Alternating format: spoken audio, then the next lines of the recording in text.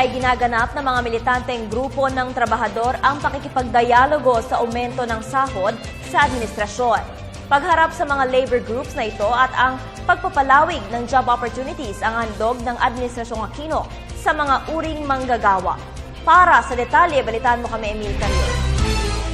Habang papalapit ang Labor Day ngayong May, ay nangangamba ang mga labor groups na hindi mailulusot ang kanilang mga panukalang pagtaas sweldo sa ordinaryong trabahador.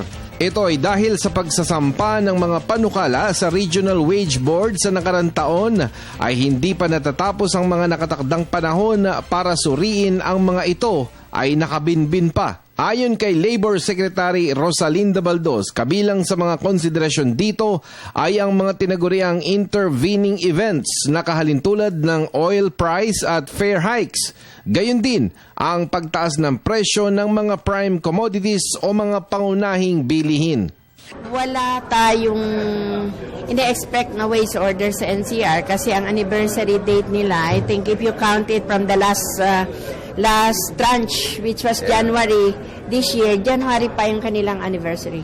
Nito lamang Setyembre, ang mga Regional Wage Board sa Metro Manila ay nagbigay ng 10 peso increase sa daily minimum wage ng mga trabahador.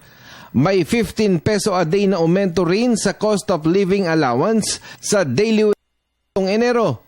Dagdag pa ni Baldos, ang two-tier system na ipinatupad nitong 2012 ay dagdag sweldo para sa mga arawang sumasahod.